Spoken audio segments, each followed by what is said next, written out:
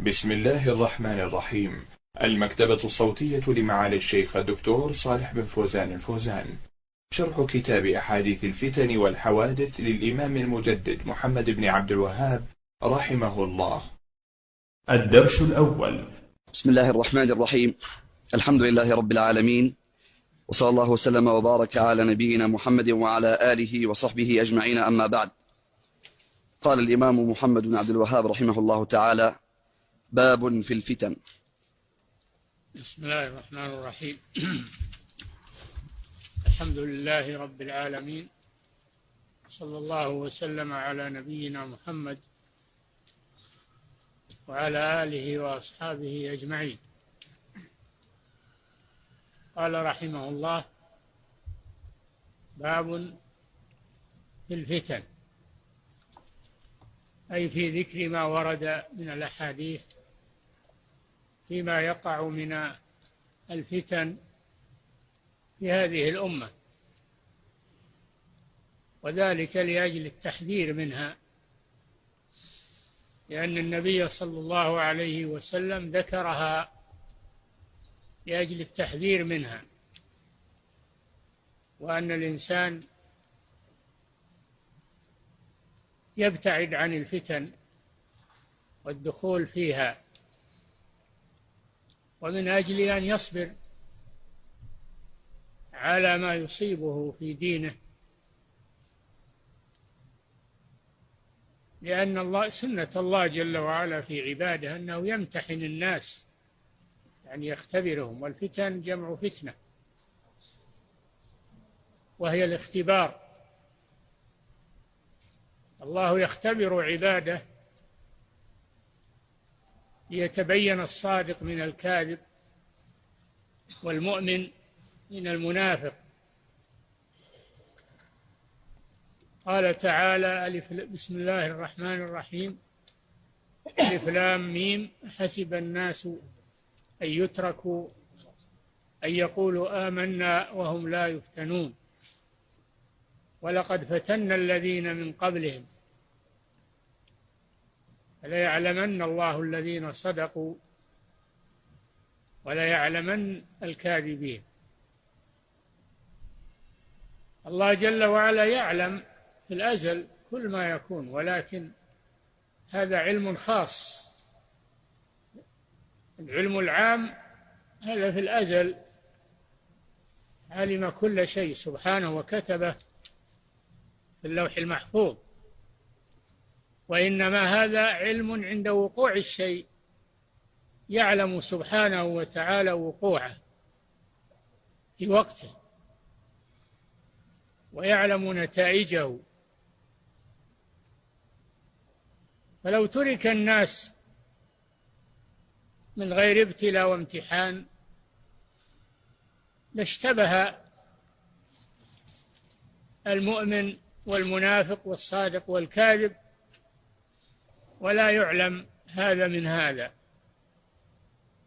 جرت سنة الله جل وعلا وحكمته، لأنه يجري الامتحانات على الناس، فمن الناس من يصبر ويتمسك بدينه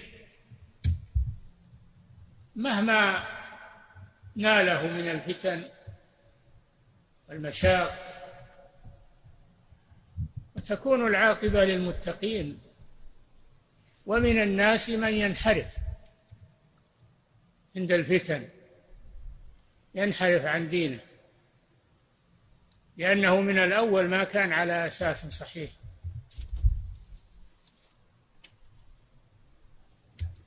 ومن الناس من يعبد الله على حرف، يعني طرف، إن أصابه خير اطمأن به، وإن أصابته فتنة انقلب على عقبيه، خسر الدنيا والآخرة. ذلك هو الخسران المبين. تبين من هذا ما لله جل وعلا من الحكمة في إجراء الفتن على العباد. نعم. قال رحمه الله: عن أبي هريرة رضي الله عنه أنه قال: قال رسول الله صلى الله عليه وسلم: بادروا بالأعمال فتنا كقطع الليل المظلم، يصبح الرجل مؤمنا ويمسي كافرا، ويمسي مؤمنا ويصبح كافرا، يبيع دينه بعرض من الدنيا. رواه مسلم. قال صلى الله عليه وسلم: بادروا بالأعمال، أي لا تؤخروا الأعمال الصالحة، بل بادروا بها، لأنكم لا تدرون ما يعرض لكم. ولا يؤجل الإنسان العمل الصالح، بل يبادر إليه لئلا يفوته،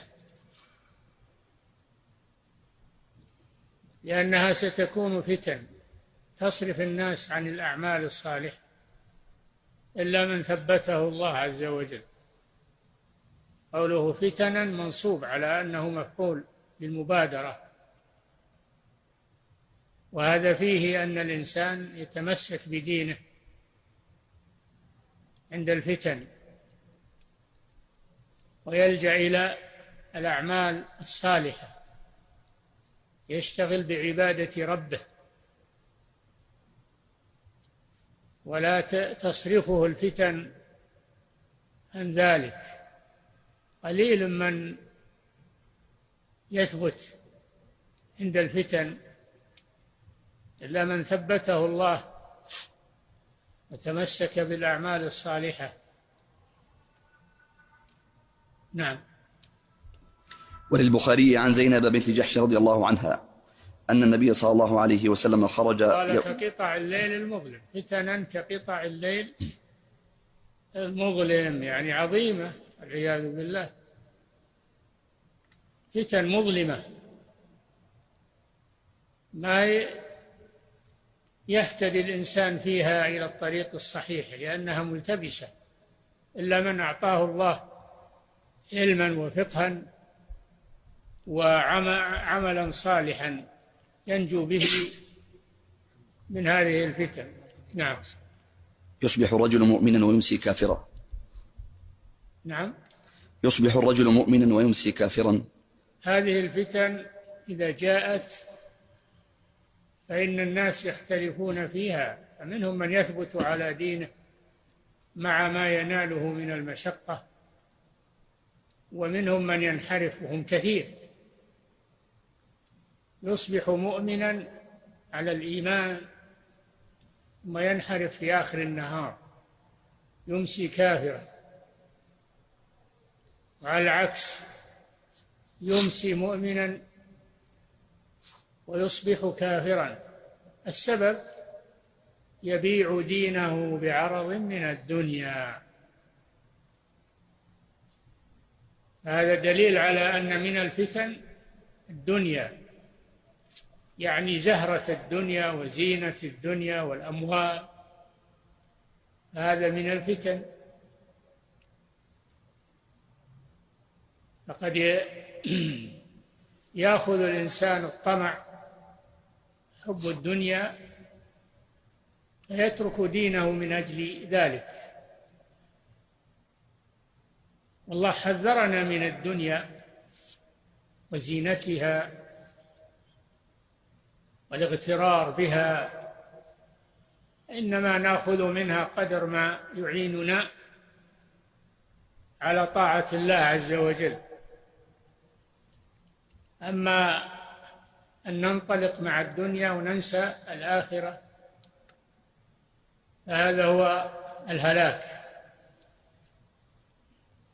اعمل لدنياك واعمل لآخرتك، لا تنهمك مع الدنيا وتترك الآخرة، ولا تنهمك مع الآخرة وتترك الدنيا، بل خذ من هذا ومن هذا. والدنيا مطية للآخرة، ليست مقصودة لذاتها، وإنما هي مطية ومزرعة للآخرة،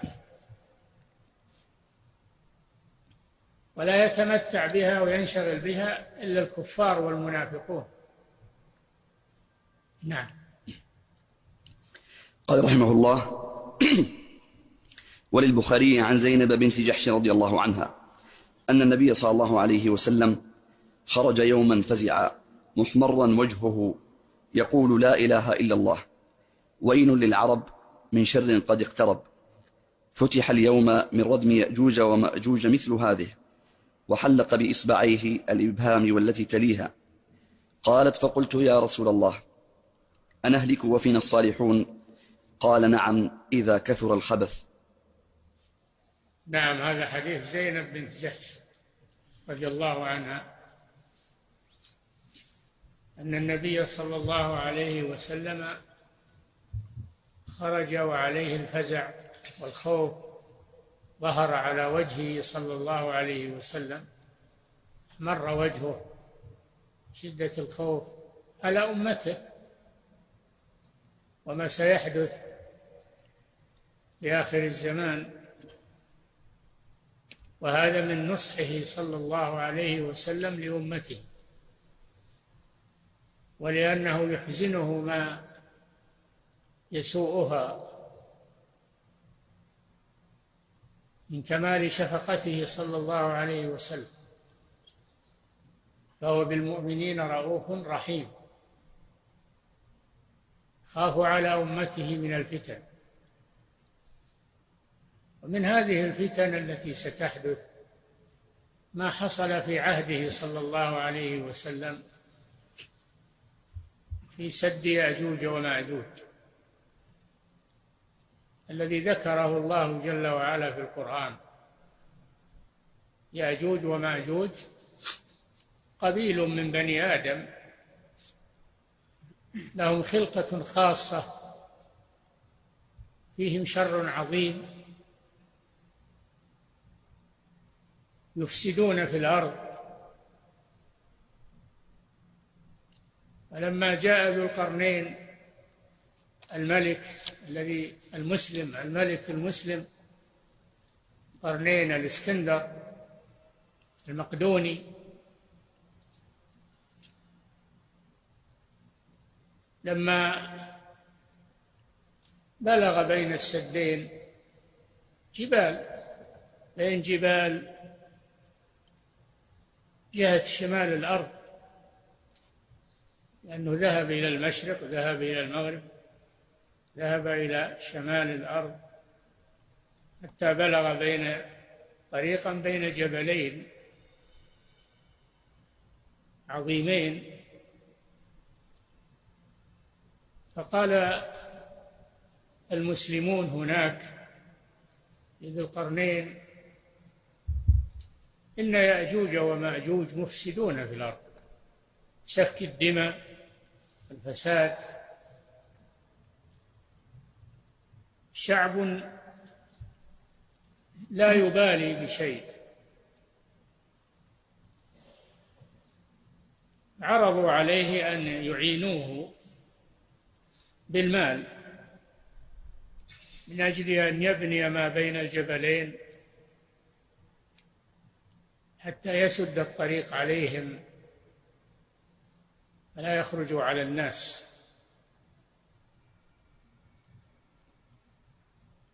فهو قال ما آتاني الله، فهو قال لهم إني لست بحاجة إلى المساعدة المالية، ما مكنني فيه ربي خير، عنده استعداد من جهة المال، ولكنه بحاجة إلى الأيدي العاملة التي تعمل معه حتى يقيم هذا السد. هل نجعل لك خرجا يعني مالا، تمويل، على أن تجعل بيننا وبينهم أي بين يأجوج ومأجوج سدا يمنعهم من الخروج على الناس، فأعينوني بقوة أجعل بينكم وبينهم ردما، وهذا هو السد.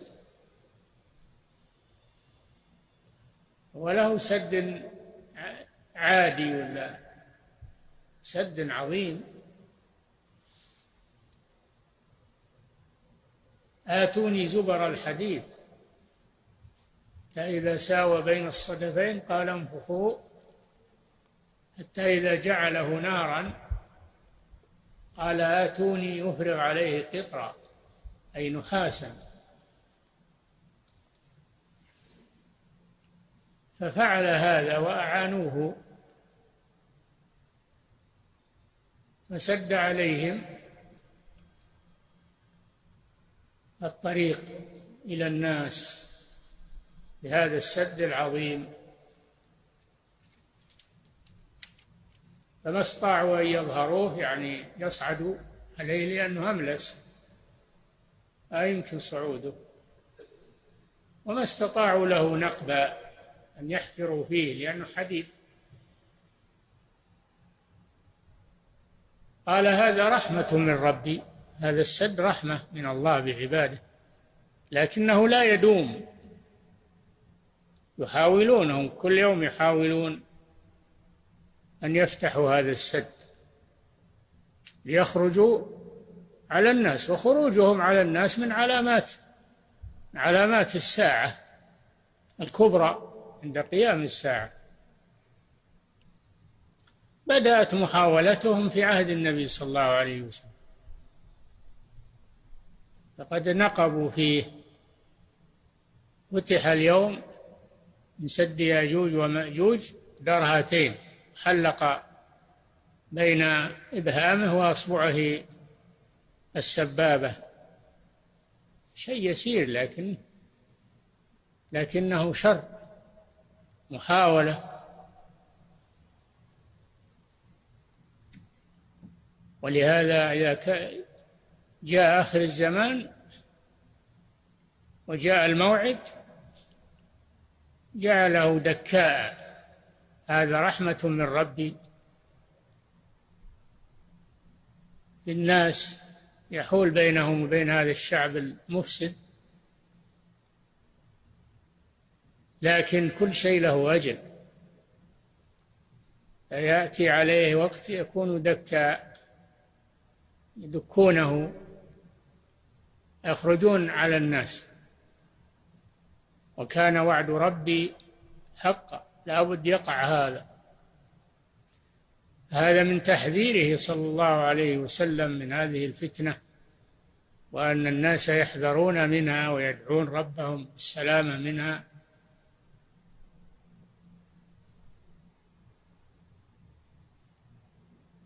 جعله دكاء وكان وعد ربي حقا. وتركنا بعضهم يومئذ، يعني الناس مع يأجوج وماجوج، تركنا بعضهم يومئذ يموج في بعض والعياذ بالله. وهذا حين خروج يأجوج وماجوج في آخر أيام عيسى بن مريم عليه السلام مع الناس، فيعيثون في الأرض فسادا، ويتحصن المسلمون مع عيسى عليه السلام في مكان في الطور، يتحرزون منهم ولا يخرج أحد، من خرج قتلوه وآذوه.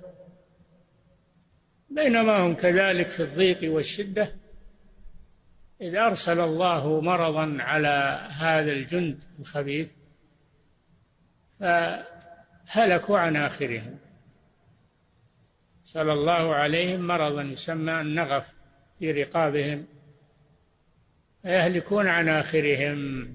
استريح المسلمون، لكن بعد الفتن والشر وبعد ما يهلك من يهلك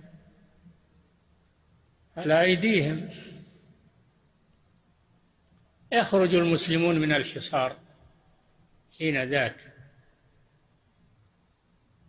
هذه قصة ياجوج وماجوج. نعم. قلت يا رسول الله أنهلك وفينا الصالحون؟ قال نعم إذا كثر الخبث. لما ذكر النبي صلى الله عليه وسلم هذه الحادثة العظيمة المفزعة، وأنها يهلك فيها من يهلك من الناس على أيدي ياجوج وماجوج، قالت زينب رضي الله عنها للرسول صلى الله عليه وسلم: أنهلك وفينا الصالحون؟ الصالحون من العلماء والعباد والأتقياء، لأن العادة أن الصلحاء يقومون بالإصلاح وينهون الناس عن الفساد، يأمرون بالمعروف وينهون عن المنكر، فيدفع الله بهم الشر. فوجود الصالحين في المجتمع علامة نجاة. خلو المجتمع من الصالحين علامة هلاك. هذا فيه فضل الصالحين ووجود الصالحين. والعادة أن الصالحين يكون لهم دور في الإصلاح والأمر بالمعروف والنهي عن المنكر والقيام في وجه الفتن. لكن قال: نعم، تهلكون وفيكم الصالحون في ذاك الوقت، لأن الخبث يكثر، الفساد يكثر، ولا يستطيع الصالحون مقاومته، لا يستطيعون مقاومته، أو لا يقومون بمقاومته، يكسلون. عند ذلك يحصل الهلاك على الجميع، على الصالح والطالح، يهلكون جميعا ويهلك الصالحون معهم. لكن الله يبعث الصالحين على نياتهم يوم القيامة كما في الحديث: يهلكون مع الهالكين، ولكن الله يبعثهم يوم القيامة على نياتهم. هذا فيه التحذير من الفتن، ومنها فتنة ياجوج وماجوج. وفيه أنه إذا كثر الشر فإنه مؤذن بحصول الهلاك على الجميع، وأن الصالحين والصلحاء والعلماء عليهم أن يقوموا بمقاومة المنكرات والشرور ولا يستسلموا. إذا استسلموا وتركوا الإنكار جاءت العقوبة على الجميع. نعم. قال رحمه الله: وله عن أسامة رضي الله عنه أن النبي صلى الله عليه وسلم أشرف على أطم من أطام المدينة ثم قال: هل ترون ما أرى؟ إني لأرى مواقع الفتن خلال بيوتكم كمواقع القطر. النبي صلى الله عليه وسلم له معجزات، ومن ذلك هذه المعجزة: أشرف على أطم، يعني على قصر مرتفع من أطام المدينة، كانت فيها آطام أي أبراج قوية يرقبون فيها أحوال العدو، يصعدون عليها ويرتفعون عليها، ينظرون العدو المقبل عليهم. صعد صلى الله عليه وسلم على واحد منها فقال: هل ترون ما أرى؟ قالوا: لا، لأنهم لا يرون ما يراه الرسول صلى الله عليه وسلم. هذا من خصائصه ومن معجزاته، وهذا من باب التحذير للأمة. قال: إني لا أرى مواقع الفتنة عند قريب من بيوتكم، أن الفتن ستغشى الناس في بيوتهم، وهذا تحذير منه صلى الله عليه وسلم في أن سيكون فتن تصل إلى الناس. العادة أن الناس إذا بقوا في بيوتهم يسلمون من الفتن، إذا خرجوا منها وتعرضوا للفتن تصيبهم، لكن هذه ما تقي منها البيوت، هذه فتن تصل إلى الناس في بيوتهم وهم ساكنون فيها. وهذا والله أعلم في آخر الزمان، إذا تطورت وسائل الإعلام والبث الفضائي والأقمار الصناعية كما يقولون،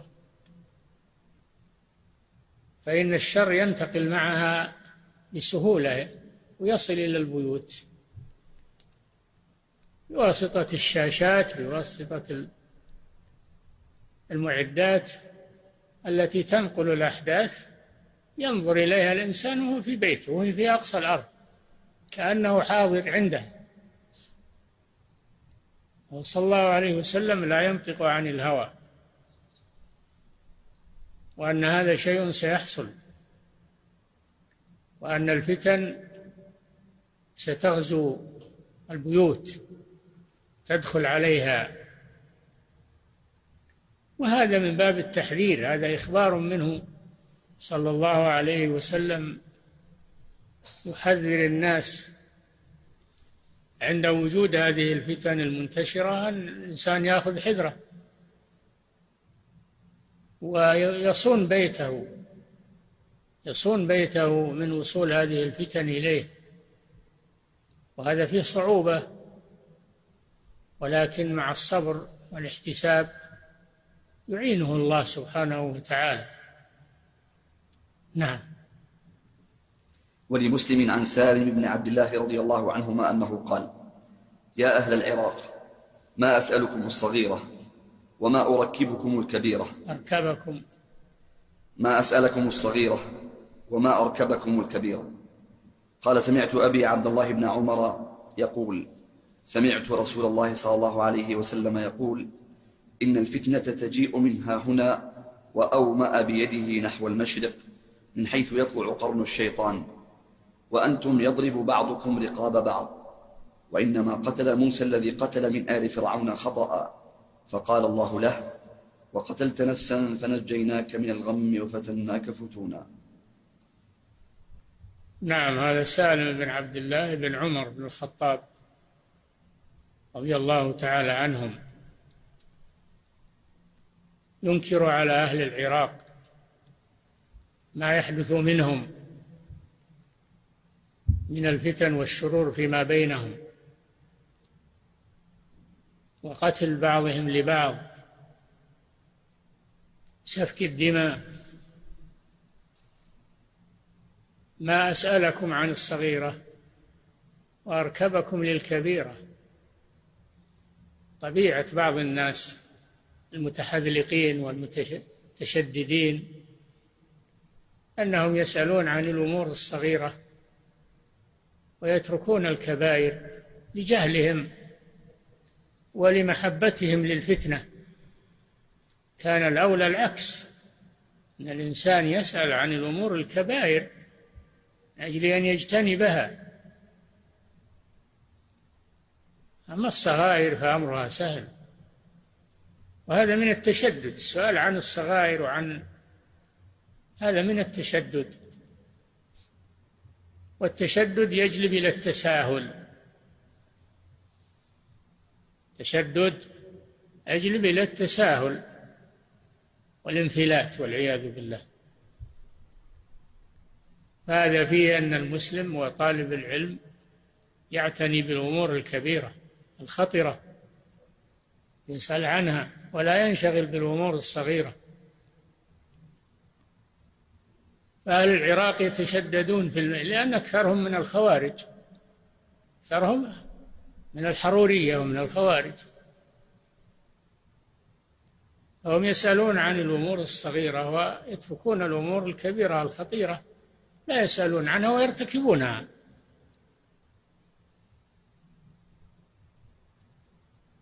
في رواية يقول: تسألون عن دم البعوض وتقتلون الحسين بن علي بن أبي طالب رضي الله عنه. الذي قتلوه هم أهل العراق، قتلوا سبط رسول الله صلى الله عليه وسلم. شوف، يسألون عن الصغيرة، عن دم البعوض، يقولون هو نجس دم البعوض. يسألون هل دم البعوض نجس يبي غسل، وهم يرتكبون الكبيرة، يسفكون دم الحسين بن علي رضي الله عنه سبط الرسول صلى الله عليه وسلم. استدعوه من المدينة وخرج إليهم فخذلوه وتركوه حتى قتل رضي الله عنه ومن معه، ولم يساعدوه. هذه طبيعته.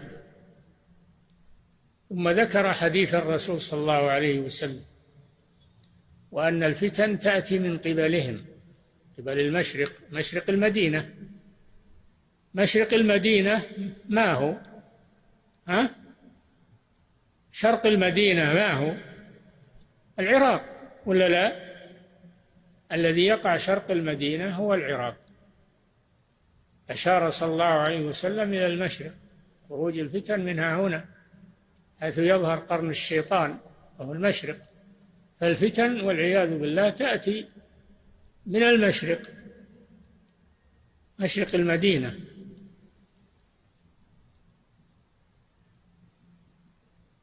فهذا فيها الإنكار عن التشدد في الأمور الصغيرة والتساهل في الأمور الكبيرة. ومن ذلك القتل، قتل النفوس، هذا كبيرة. فأكثر ما وقع القتل في العراق، أكثر ما وقع القتل في العراق بسبب ظهور الخوارج، يقتلون المسلمين. ومن ذلك وقعة النهروان بين المسلمين بقيادة أمير المؤمنين علي بن أبي طالب وبين الخوارج، قتل منهم مقتلة عظيمة، 6000 أو أكثر من الخوارج، قتلهم أمير المؤمنين، كف الله بذلك شرهم عن المسلمين. فهم مع أنهم يسألون عن الصغائر لا يبالون بالكبائر، فيسألون عن دم البعوض ويستحلون دم المسلم كما فعلوا مع الحسين وغيره. فهذا فيه التحذير من التشدد، وأنه من الفتن، وأنه علامة على الخوارج. هذا دأبهم، يسألون عن الصغائر وينتهكون الكبائر والعياذ بالله. هذا من الفتن التي تحصل في المسلمين من بعضهم مع بعض. نعم. قال: وإنما قتل موسى الذي قتل من آل فرعون خطأ، فقال الله له: وقتلت نفسا فنجيناك من الغم وفتناك فتونا. بين رضي الله عنه شدة القتل، شدة قتل النفوس بغير حق. هذا الشيء حصل لموسى عليه السلام كما ذكر الله في قصته. موسى عليه السلام تربى في بيت فرعون، وكان رجلا قويا مهابا، هيأه الله جل وعلا لحمل الرسالة، فنشأ نشأة قوية. في ذات يوم جاء يمشي فوجد في المدينة رجلين يقتتلان يتضاربان، واحد من بني إسرائيل من جماعة موسى عليه السلام، والثاني من القبط جماعة فرعون، هذا من شيعته أي من بني إسرائيل، وهذا من عدوه يعني من آل فرعون. استغاثه الذي من شيعته، استغاث بموسى. هذا فيه دليل على أن الاستغاثة بالمخلوق فيما يقدر عليه، الاستغاثة بالمخلوق فيما يقدر عليه جائز، والاستغاثة طلب الغوث عند الشدة.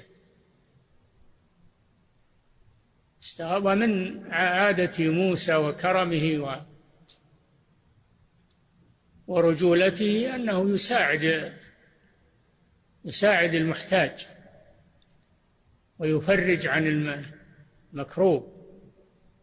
من شمائله عليه الصلاة والسلام. فموسى عليه السلام تدخل ووكز الرجل العدو بيده، ضربه بيده، ما تعمد قتله إنما أراد ردعه، وكزه موسى، لكنه كان قويا. تسبب عن هذه الوكسة أن القبطي مات، قضى عليه، ما قصد، هذا خطأ، هذا قتل خطأ.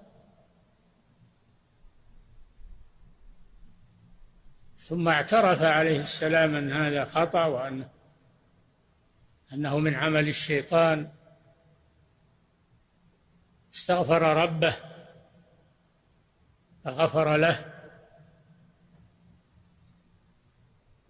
لكن أصاب موسى بعد ذلك عقوبة، فتناك فتونا، أصبح خائفا في المدينة، ترقب وخرج هاربا يترقب، ذهب إلى أرض مدين من مصر، وبقي في مدين 10 سنوات يرعى الغنم كما ذكر الله قصة لذلك. كل هذا من التربية لموسى عليه السلام، تربية، وأيضا ليذوق شيئا من عقوبة قتل النفس بغير حق، مع أنه خطأ. كيف بالتعمد والعياذ بالله؟ قتل النفس تعمدا، يقتل مؤمنا متعمدا فجزاؤه جهنم. وحتى الكافر لا يجوز قتله إذا كان له عهد أو مستأمن، إذا كان له عهد أو مستأمن لا يجوز قتله، لأنه من النفس التي حرم الله. فما حصل من موسى عليه السلام فيه عبرة، وفيه تعظيم خطر قتل النفوس بغير حق. هذا فيه التحذير من سفك الدماء، سفك دماء المسلمين وسفك دماء الذين لهم عهد عند المسلمين أو حرمة أو أمان عند المسلمين. أنه أمر خطير والعياذ بالله. نعم. وله عن معقل بن يسار رضي الله عنه عن النبي صلى الله عليه وسلم أنه قال: العبادة في الهرج كهجرة إلي.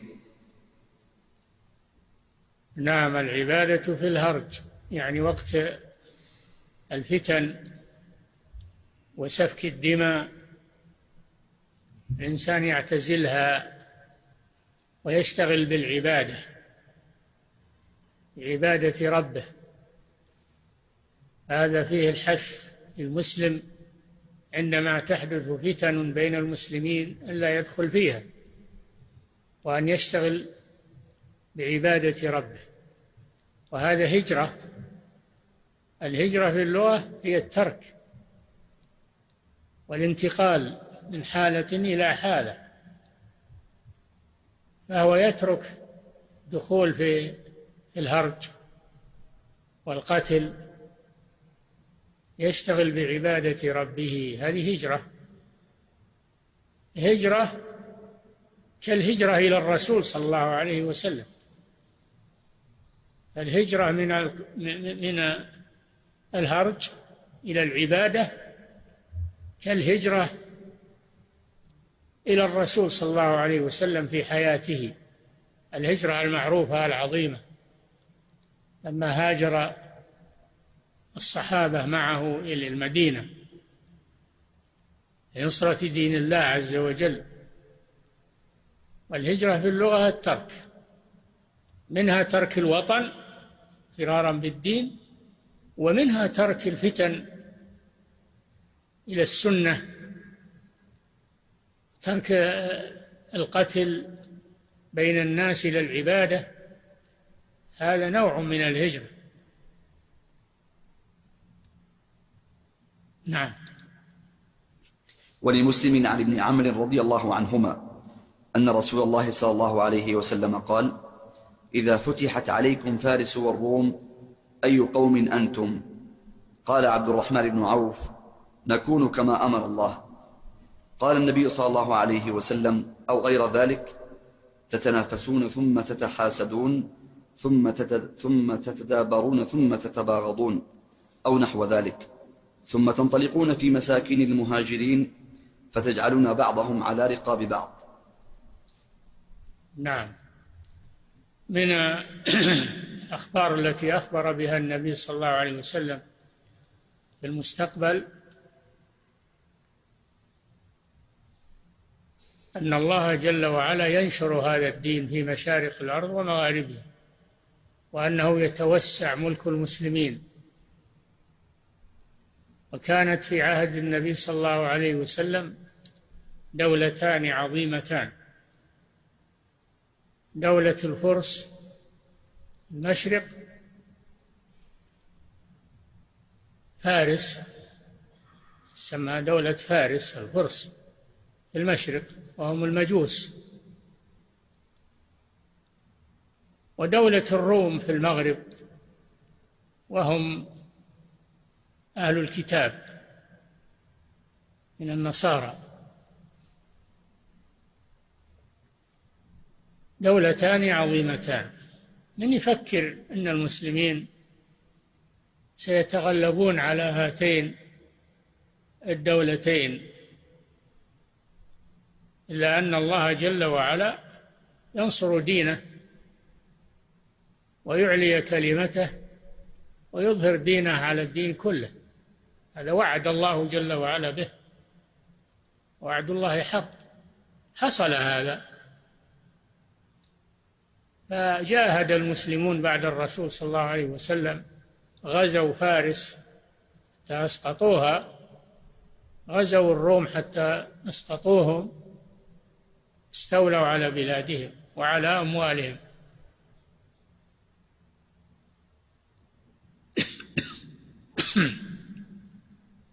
لكن سأل النبي صلى الله عليه وسلم أصحابه: كيف تكونون في هذا الوقت؟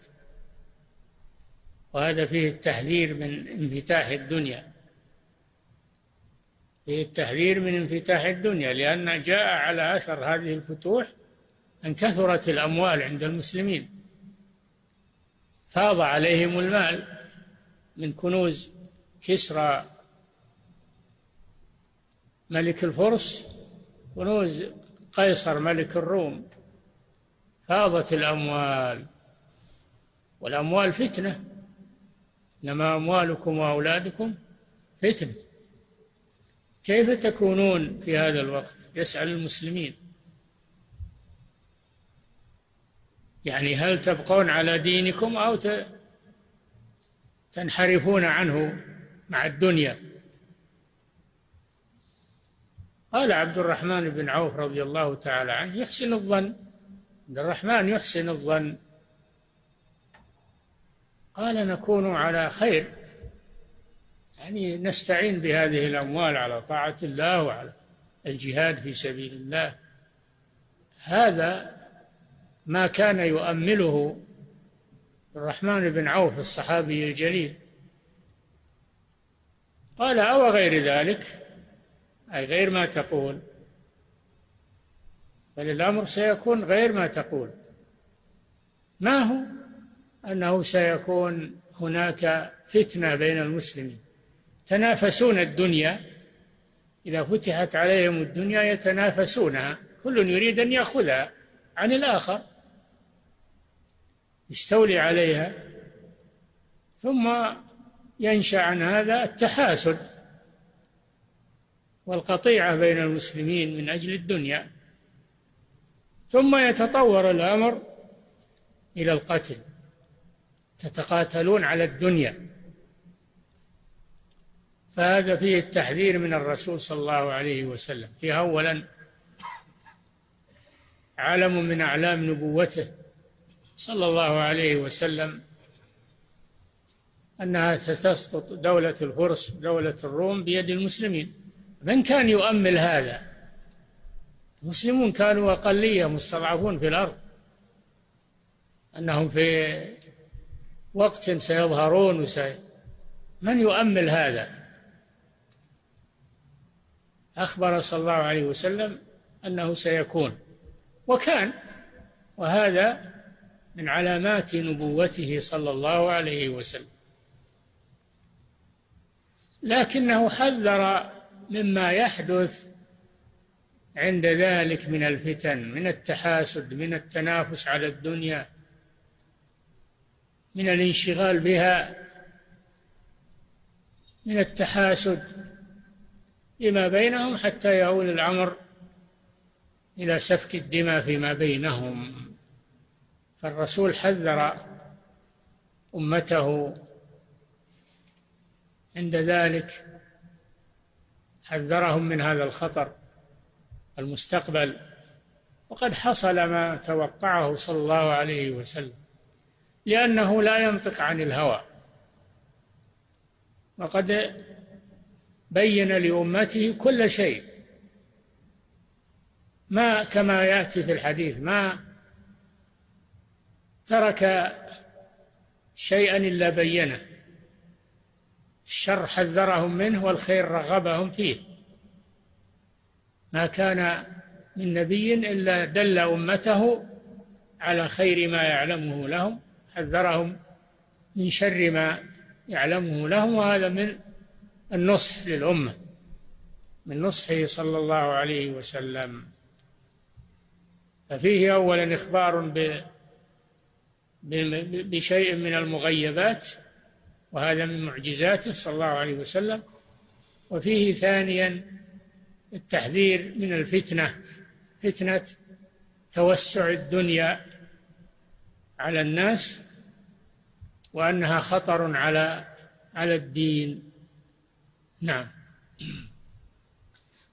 وله عن عمرو بن عوف رضي الله عنه أن النبي صلى الله عليه وسلم بعث أبا عبيدة إلى البحرين فأتى بجزيتها، وكان رسول الله صلى الله عليه وسلم صالح أهل البحرين وأمر عليهم العلاء بن الحضرمي. فقدم أبو عبيدة بمال من البحرين، فسمعت الأنصار بقدوم أبي عبيدة، فوافوا صلاة الفجر مع رسول الله صلى الله عليه وسلم. فلما صلى رسول الله صلى الله عليه وسلم انصرف فتعرضوا له، فتبسم رسول الله صلى الله عليه وسلم حين رآهم، ثم قال: أظنكم سمعتم أبا عبيدة قدم بشيء من البحرين. قالوا: أجل يا رسول الله. قال: فأبشروا وأملوا ما يسركم، فوالله ما الفقر أخشى عليكم، ولكن أخشى عليكم أن تبسط عليكم الدنيا كما بسطت على من كان قبلكم، فتنافسوا فيها كما تنافسوها، فتهلككم كما أهلكتهم، وفي رواية فتلهيكم كما ألهتهم. لعلنا نقف عند هذا، كان في أسئلة. نعم. أحسن الله إليكم وبارك فيكم ونفع بكم الإسلام والمسلمين. هذا سائل يقول: ما هي الفتن التي يلزم فيها الإنسان بيته؟ فتن كثيرة، أقول الفتن كثيرة، فإذا حدث شيء منها إن كان الإنسان عنده استعداد للإصلاح تحذير منها فإنه يخرج ويحذر الناس ويبين لهم، وإن كان ليس عنده استعداد يلزم بيته، يشتغل بعبادة الله عز وجل. فتنة المال، فتنة العدو، تسلط العدو، فتنة سفك الدماء بين المسلمين، فتن كثيرة. نعم. أحسن الله إليكم. وهذا سائل يقول: أشكل عندي قولكم حفظكم الله أن موسى عليه السلام أصابته عقوبة على ما صنع من القتل، وقد قال الله تعالى: قال رب إني ظلمت نفسي فاغفر لي، فغفر له. نعم غفر له، لكن مع هذا جرى عليه فتون،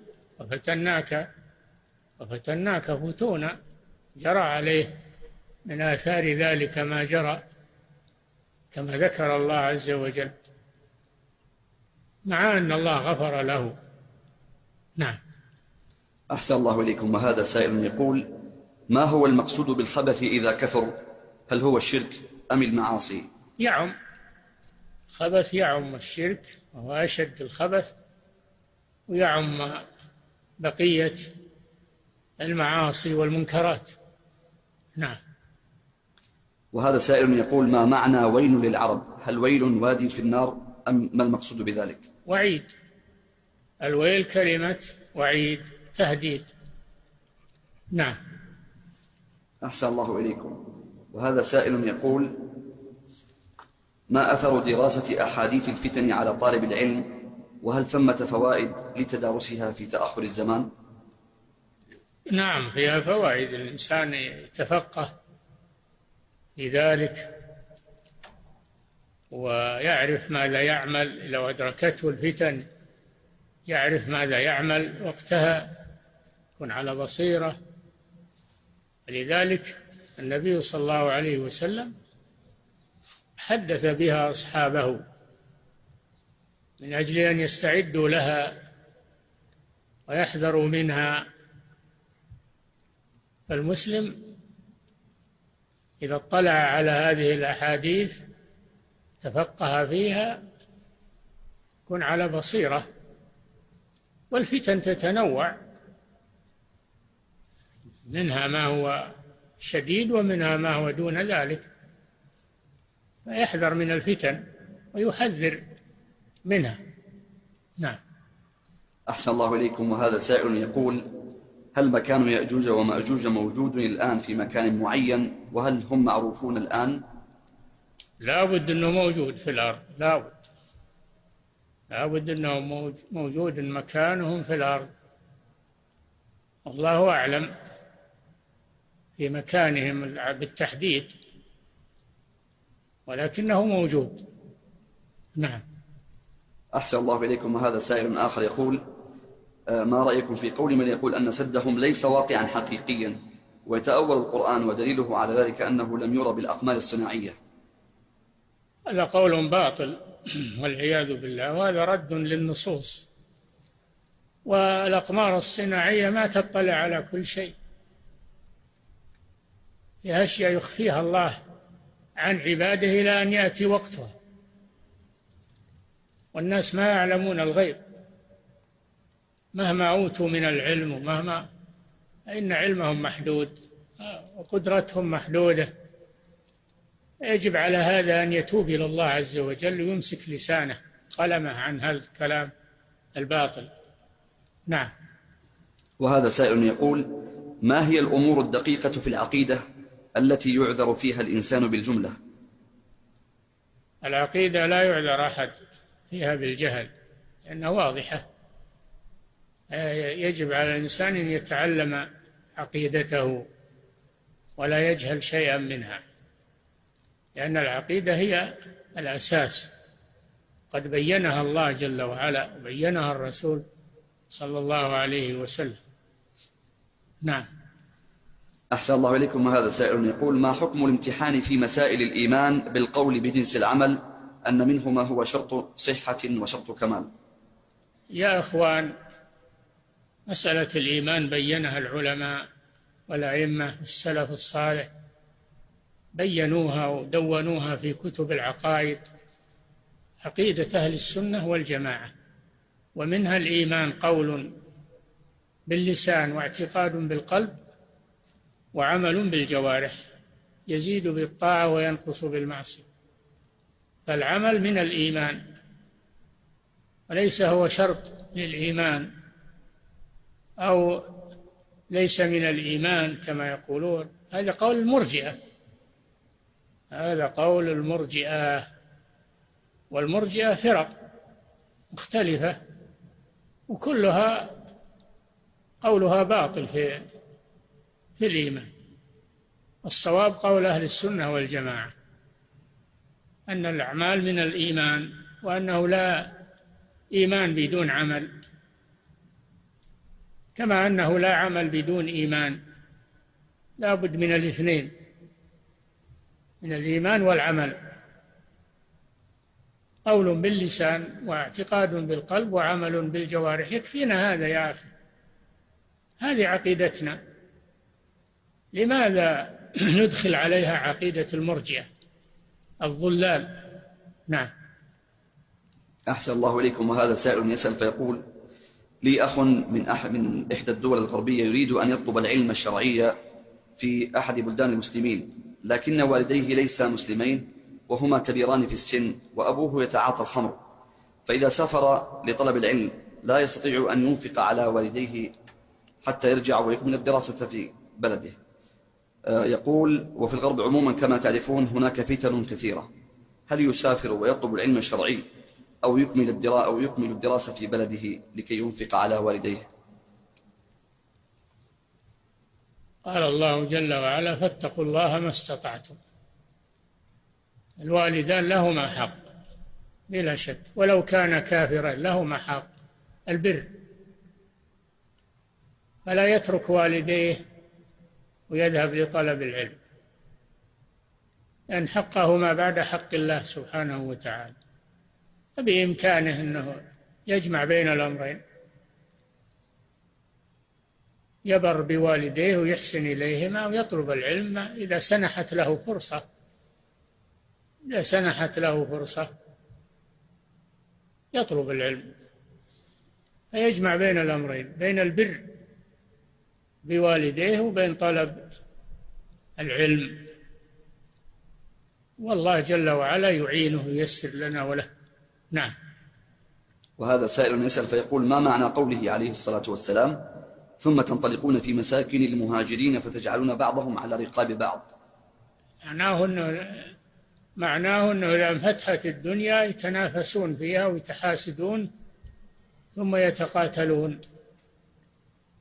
يتقاتلون. هذا معناه التحذير من هذا الشيء. نعم. ويسأل آخر فيقول: ما المقصود بقوله من حيث يطلع قرن الشيطان؟ مشرق الشمس إذا طلعت تطلع بين قرني الشيطان ويسجد لها الكفار، ولذلك ينهى عن الصلاة في هذا الوقت، وقت بزوغ الشمس. نعم. أحسن الله إليكم. وهذا سائل يقول: موسى عليه السلام هناك من يطعن فيه ويتهمه بكل سوء، فهل يحكم على هذا الرجل بالكفر؟ ما في شك، من طعن في أحد من الأنبياء أو تنقص أحدا من الأنبياء فإنه يحكم بكفره، لأن الأنبياء عليهم الصلاة والسلام لا يجوز تنقصهم أو الحط من قدرهم أو انتقادهم. نعم. أحسن الله إليكم. وهذا سائل يقول: بما ينال العلم، وما هي الطرق التي تعين على طلب العلم؟ ينال العلم بالطلب مع الاستعانة بالله عز وجل، طلب العلم والاستعانة بالله، وطلب العلم يكون على العلماء لا يكون طلب العلم على غير العلماء، لا يكون من الكتب فقط ولا من المتعالمين ولا من الجهال، إنما يكون على أيدي العلماء. هذه الطريقة الصحيحة لطلب العلم. نعم. أحسن الله إليكم. يقول: هل من السلف الصالح من طلب العلم بعد سن 30؟ هل من السلف الصالح من طلب العلم بعد عمر 30؟ العلم؟ نعم. لا أعرف شيئا من ذلك.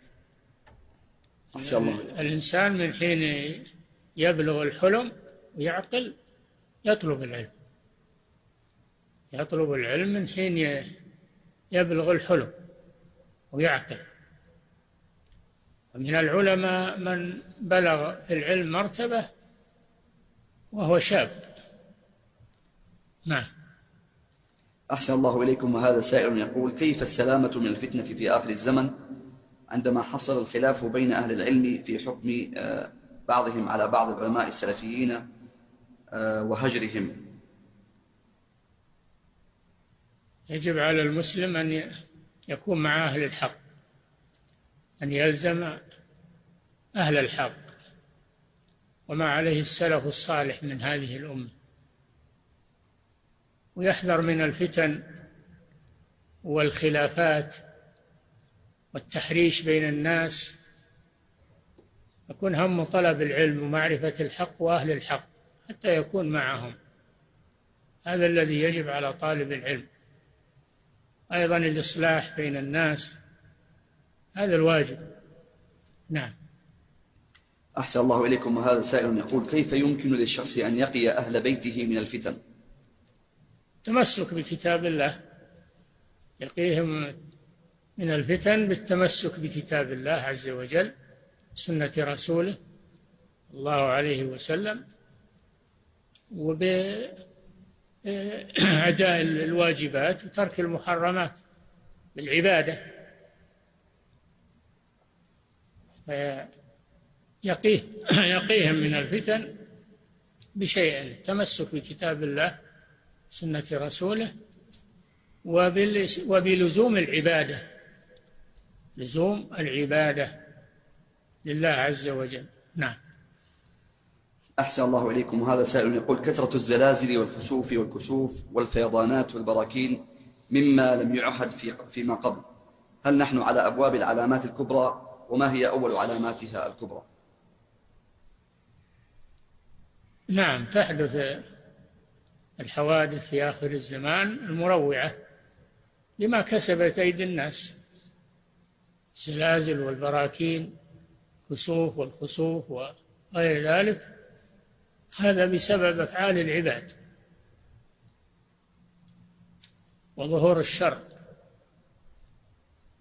إن الله لا يغير ما بقوم حتى يغيروا ما بأنفسهم، يجب الاعتبار بهذه الأمور. وأما علامات الساعة فلا بد من وقوعها، لا بد من وقوعها. علامات الكبار تتتابع، إذا ظهر أولها تتابعت،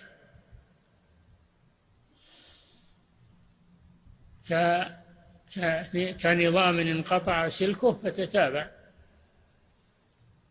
الإنسان يتمسك بدينه ويتمسك بعقيدته ويسأل الله السلامة. نعم. أحسن الله إليكم. وهذه سائلة تقول: امرأة توفي عنها زوجها وبعد 10 أيام قاموا بدفنه لأنه لم يكن في البلد. السؤال: متى تبدأ عدة هذه المرأة؟ هل من وقت الوفاة أو من دفنه؟ تبدأ عدتها من خروج روحه، من وقت الوفاة، حتى لو لم تعلم إلا متأخرا إنها تكون قد اعتدت. لو مضى عليها 4 أشهر و10 أيام وهي ما درت، ودرت بعد ذلك وانتهت عدته. نعم. وتقول: هل يجوز للمعتد؟ العدة ليست بالعلم، العدة بالموت. نعم. وتقول: هل يجوز للمعتدة دهن رأسها بالزيت؟ نعم، اللي ما فيه طيب ما فيه بس تدهن رأسها فيه، إنما تتجنب الطيب. نعم. وهذا سائل يقول: هل نحكم بكفر الخوارج؟ هل نحكم بكفر الخوارج؟ الخوارج لا شك أنهم ضلال، أما تكفيرهم فما كلفنا الله بذلك، هم أهل عبادة وأهل زهد وأهل قراءة للقرآن اجتهاد، لكنه على خطأ. نعم، الله أعلم. نعم.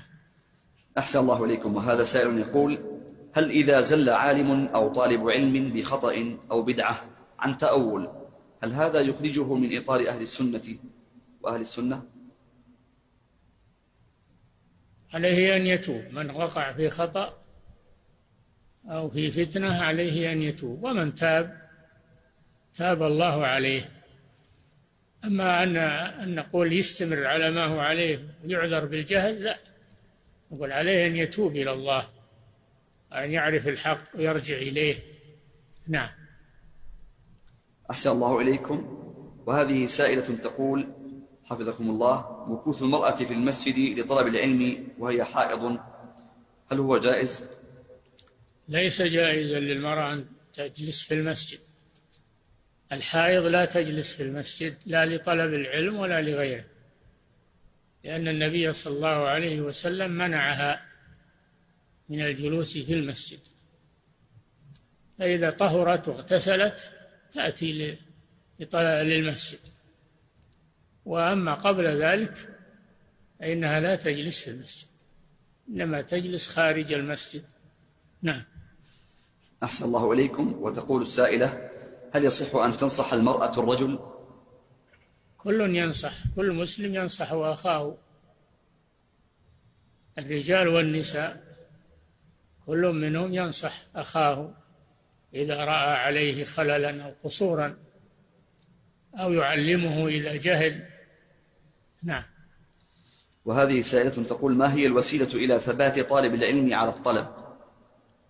الصبر، الوسيلة هي الصبر، يكون عنده صبر على المشقة وعلى ما يناله من طلب العلم، صعوبة الطلب، صعوبة المادة، بعد المكان والغربة وغير ذلك، يصبر على طلب العلم.